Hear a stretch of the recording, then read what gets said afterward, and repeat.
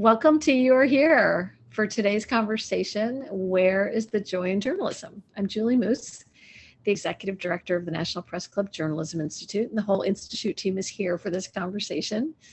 Beth Francesco, Senior Director, and Holly Butcher Grant, Growth Manager. So these conversations are a little different as they sit at the intersection of the personal and professional. They're a little bit less formal, no panels or PowerPoints or programs, just a little bit of a roundtable as we talk about something we're all trying to figure out. So we're really, really excited to be joined for this conversation by Andee Tagle, our guest navigator, who is the lead author of NPR's Life Kit newsletter, which I read faithfully. It always brings me great comfort and joy, which is why we reached out to Andee to talk with us about this topic. So Andee joined NPR as an intern for the Arts Desk in 2019 after getting a master's at the Craig Newmark Graduate School of Journalism at CUNY and a bachelor's degree at UCLA. And Andee, I'm going to turn it over to you. Get us started. Great. Thank you so much, Julie. It brings me a lot of joy to be here. It also brings me a lot of joy not to be doing the PowerPoint slideshow situation. Very happy for a casual conversation. I'm happy to hear and talk about happy things, which is often not the case when it comes to journalism. So as Julie mentioned, I work for Life Kit, which is NPR's weekly podcast for all things actionable journalism. And I've been tasked with bringing some of the show's helpful spirit to you today. I hope I can come through on that.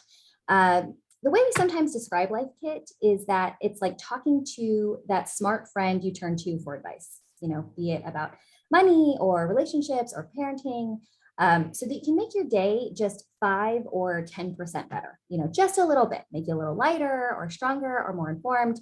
10% isn't going to change your life, but who doesn't want just to be a little bit better in their day-to-day? Another thing about Life Kit is that every episode offers concrete takeaways that you can bring with you. Usually it's not revolutionary information, things like make a list of priorities or maintain a work diary. But often we say that there's a gap between knowing something and actually doing it. So today, for example, we all know we'd like to practice more joy in our everyday lives, and we probably already know a few places to find it, but making the time to do it, actually doing the work to set yourself for success, that's a bit harder. So with that framing in mind, moving from knowing to doing, I'd love to open up the floor to talk about joy. Some of you might already be familiar with the Npr Joy Generator, and if you haven't, it's a really great place to start. It's an interactive story that breaks down the science of some aspects of joy, like nostalgia, awe, surprise, accompanied with some very fun visuals to illustrate. So lots of cute puppies, lots of cute kittens, stargazing, soundscapes. If you need more of that in your life, and I think we all do, you should definitely check it out, and I can link that in the chat. But for now, maybe we could just start with what's bringing you joy today in your work or at home. Anybody? I have a question before we respond to your question. Yeah. Which is, what is joy to you? Like, as you try to think about what it is and what it isn't, how do you describe that? Oh, okay, Julie. So we're starting with easy softball questions, I see, today. Great. Specifically at work or in general? In general, and then at work. Yeah, sure. Okay. What is joy to me? I think right now in the climate we're in and the climate we've been in for the past couple of years, I think it's as simple as a break or finding some levity, finding some peace. It's not, I think joy can be people think of it as like a really strong, elated emotion, like you have to be jumping up and down and there needs to be confetti, but I think it's a lot smaller than that for me, both in general and at work. It's just finding those moments of, that was a nice thing. I enjoyed that when you can sit back and give and have a little smile in a day and a life and a time that is really, really hard. I think that's joy. Does that help? Julie? Thank you. Definitely. So I have one thing, and hopefully others will chime in as well. I think for me at work, in journalism and in the other work that we do, one constant source of joy has always been learning and feeling like maybe I'm a little bit tiny bit better at something or smarter about something than I was the moment before, the day before, that creates sort of this little bit of burst of joy for me, um, and optimism. Yes, love that. Absolutely. Learning new things, solving a problem, that last number in a Sudoku puzzle. Absolutely. Anyone else joy this week at work or at home? I would love to add to the learning piece of this. I get such joy when someone learns from something that we've helped them, like help to provide them. So just getting that little feedback of their aha moment, whether it's a big aha or a little aha, like it's definitely something that brings me joy. Yeah, and bringing other people joy. Joy is found when you bring other people joy. I love that. Holly? Yeah, I was going to say, I think it's really exciting when people see our work and whether or not they learn or they just appreciate it or they liked being featured.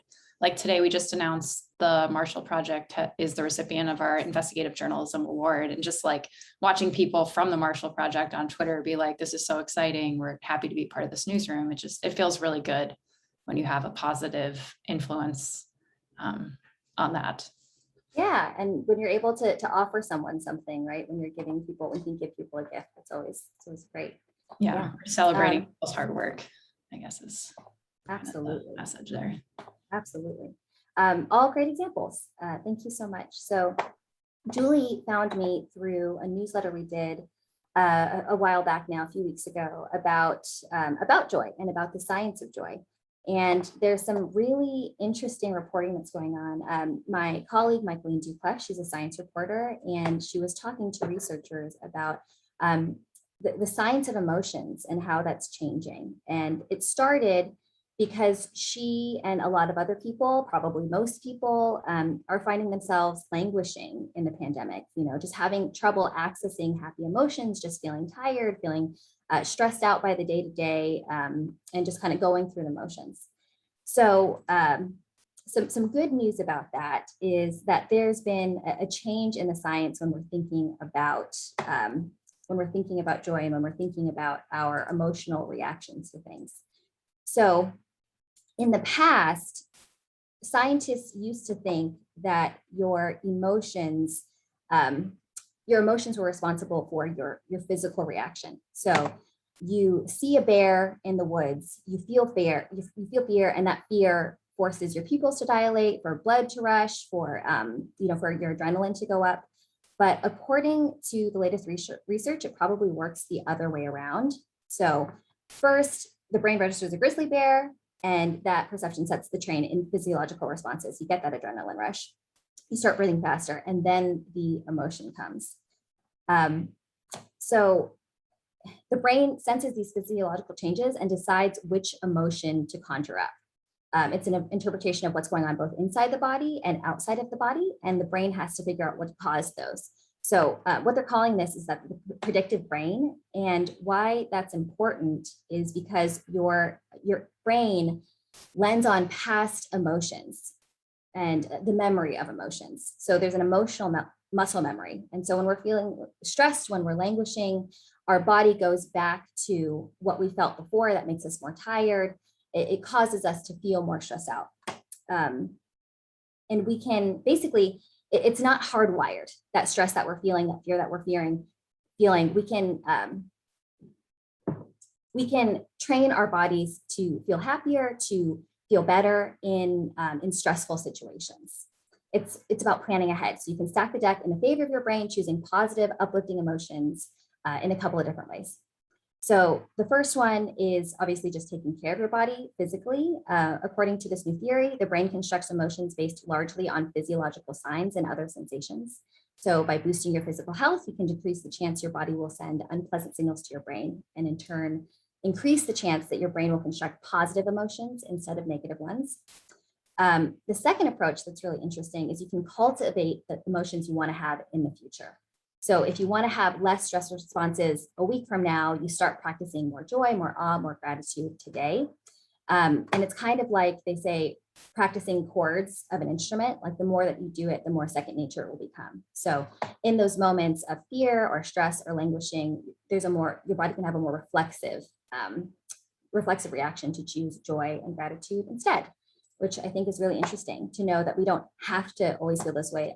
We can help our bodies choose happier emotions. That was a lot of information that I feel like I did not delve into particularly well. I think you did. I think you did. And it's so powerful to flip the model in that way. And it reminds me of something I read, probably maybe the same research written about, which is this idea that in some ways our emotions are narrators, that we think of our emotions, we identify them so strongly, and we think of them as the drivers. And in fact, they're sort of the sense makers. As you said, like the physical experience comes first, and then the brain tries to make sense of it in some category of emotion we already have. And so it travels down familiar paths to identify an emotion in a way that tries to tell us what's going on so that we can predict, as you said, whether the next thing that's going to happen is safe for us or dangerous for us or thrilling for us. The difference between being chased by a bear and being, on a ride at Disney. So I think that's so powerful to recognize that emotions play a narrative role and that we have the power to rewrite the narrative. Absolutely. And much better said than anything that I just said. Thank you, Julie. Basically, the more you choose joy, the easier it is to feel joy. The more you choose your positive emotions, the easier it is to find them when times are hard, which is now, and which is 2 weeks ago, and 2 months ago, and 2 years ago, right? Especially in our profession, especially in journalism, when we're reporting on so much hard stuff, when it's our job to deliver bad news to the world every day, it can be really easy to want to pick the bad feelings, to sit in those bad feelings.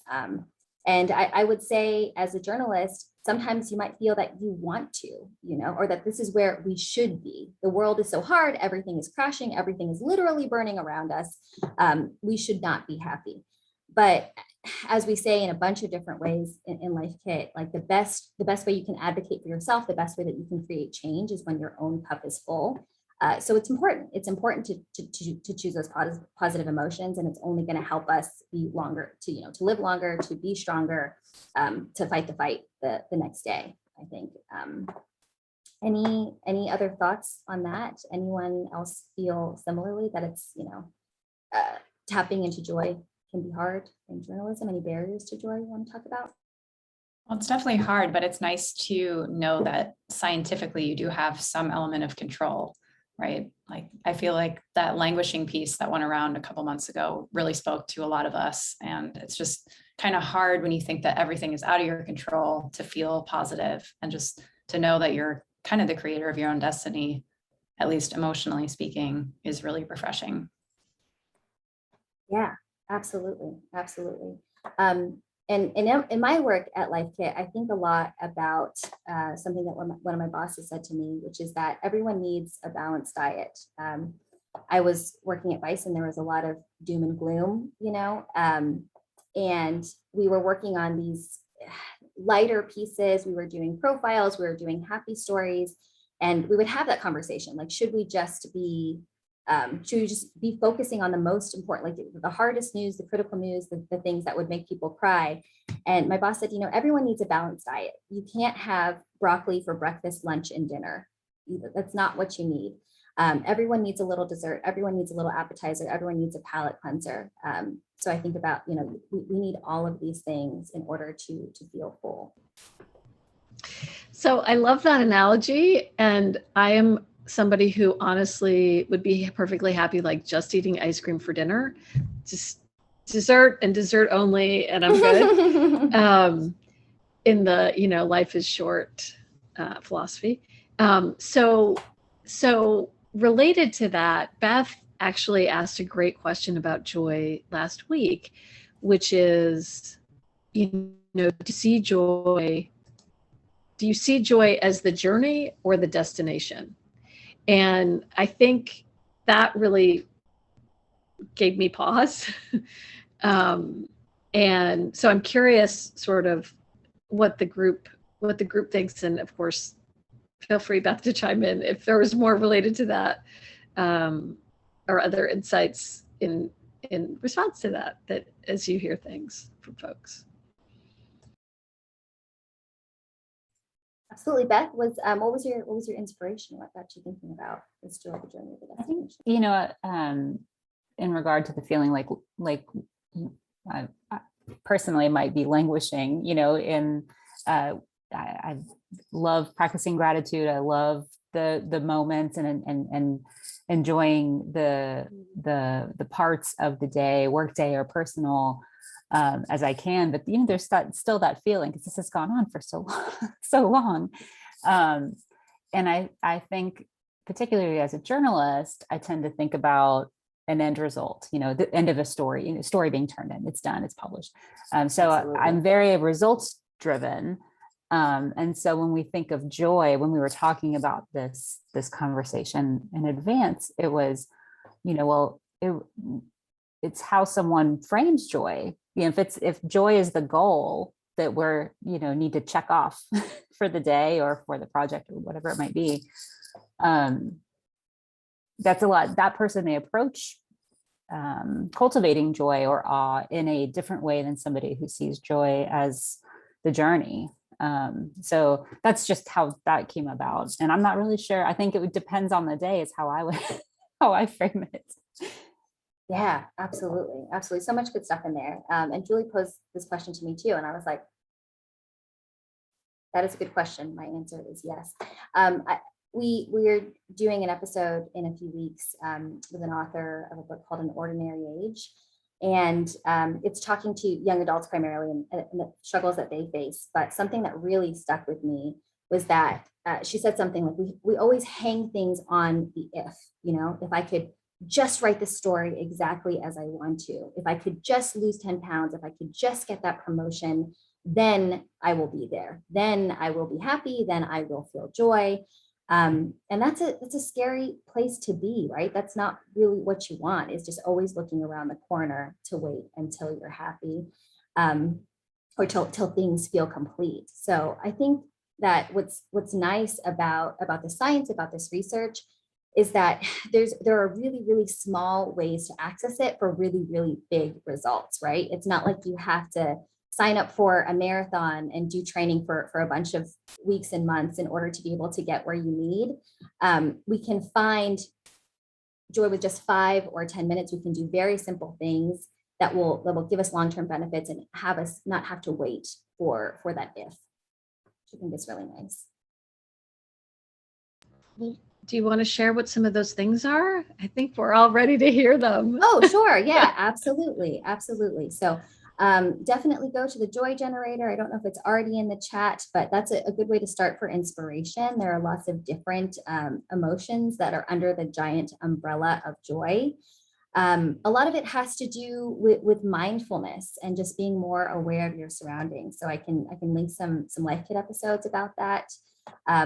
For example, there's Rain, an episode we did with Tara Brock on mindfulness. And there's a very simple exercise. RAIN is the acronym. So if you're feeling stressed out in your day, if you're feeling like you're languishing, it's a simple exercise to just get back in touch with your body and your emotions. So RAIN stands for recognize, allow, investigate, and nurture. So first thing, recognize, just take a breath, take a minute. Okay, what am I feeling right now? Am I feeling stressed? Am I feeling scared? Am I feeling angry? Allow, then you just let yourself feel this emotion. I am angry and that is okay. I'm just going to let that be. Investigate, why am I feeling these feelings? What else is it bringing up for me? What is underneath this anger? And then nurture. And nurture looks like positive self-talk, or it looks like going to get an ice cream cone. It looks like texting your best friend and saying, hey, can you send me a happy meme today? Can you tell me that joke that I forgot about? So, it could be a simple 5-minute practice like that. There's also a great resource in the Michaeline Duclef article that I can send. And Berkeley has a bunch of science-based activities. They have a whole website with a bunch of things that you can do to practice it. They have a meditation on a raisin. which I thought was really fun and really interesting. Like if you're feeling like you need a minute, you just take a raisin and you look at it, you notice the grooves, you notice the smell. It's also a different take on the five senses meditation, which maybe people have heard about before. Are we all familiar with the five senses meditation? So lots of good examples there. Nostalgia is a great one. There's a lot of research to show that there's benefits in just looking back, looking at pictures with friends, looking at pictures with your mom, listening to old recordings.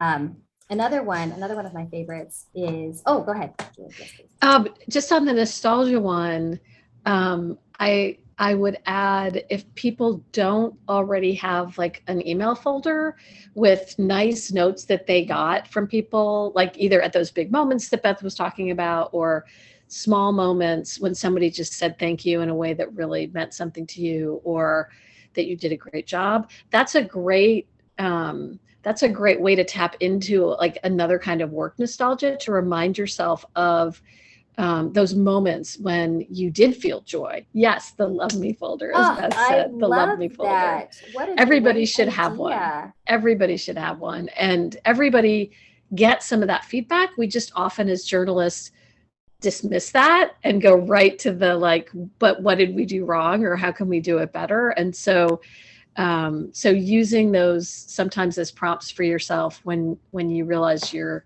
lagging a little, that can sometimes be helpful too. Oh, what a great idea, Julie. I love that so much. Another thing in terms of the workday, something that I took with me from another one of our episodes was having a vacation mindset. So coming to your desk or coming to your house with a vacation mindset. That's not always easy when we've been in the same four walls for the past however long. But I think about my husband, who does something very, very different from me, and he'll come into my office and he'll see my audio screen with all of the different layers and all the mixing that I'm doing. And he's just like, how, what, why? I don't understand, you know? He practices a little bit of awe every time he looks at my work computer. So, you know, if you're feeling like you're just in the thick of it and you can't do it anymore, I would say go and take a break and maybe walk down the street and walk down your street as if you were in another country or in another city that you've never been to, you know. Notice the flowers and the smells and the people walking down the street, and just practicing that little bit of awe will be really helpful. And I think you can do that in our jobs too, you know, thinking of it as if you were an alien or as if you were someone in a completely different profession.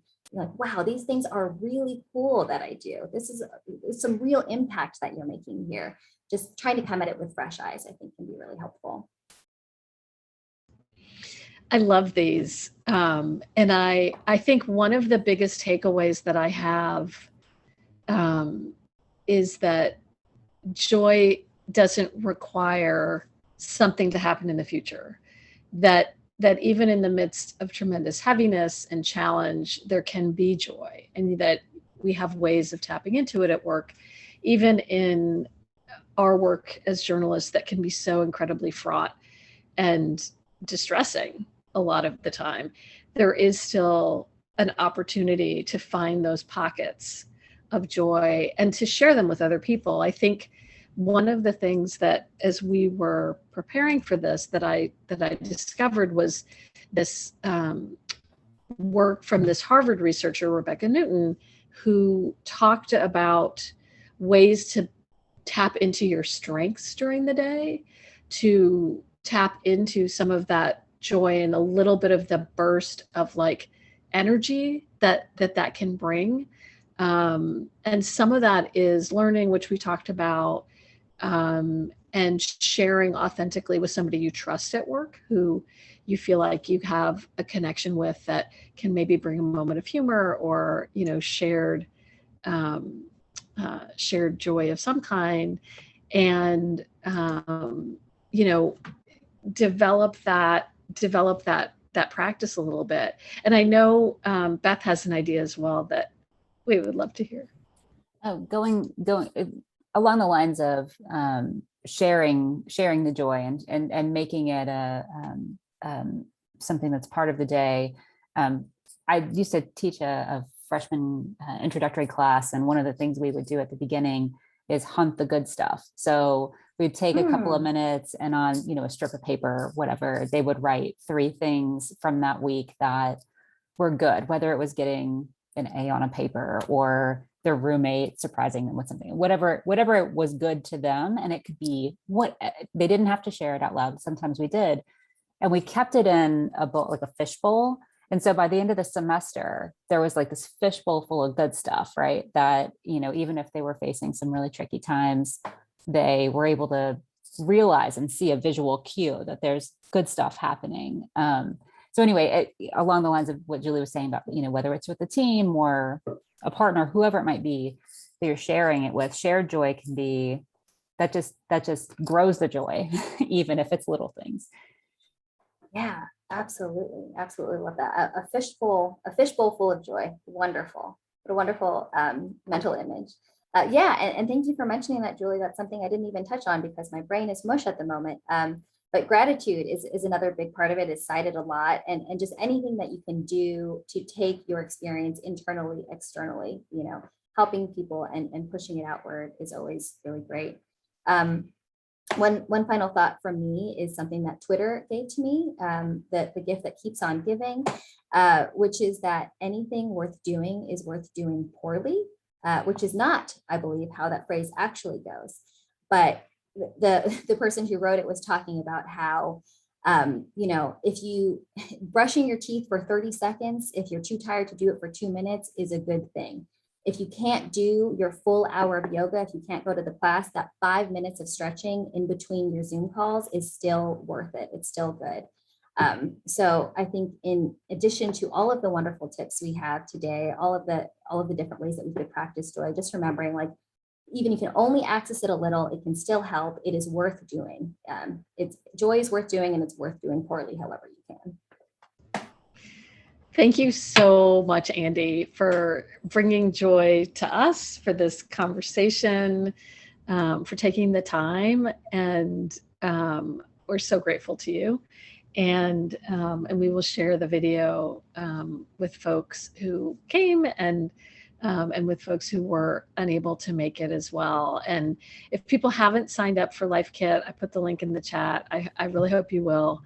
And we will have another conversation like this in October. And you can learn more about that and about our other upcoming program by going to pressclubinstitute.org.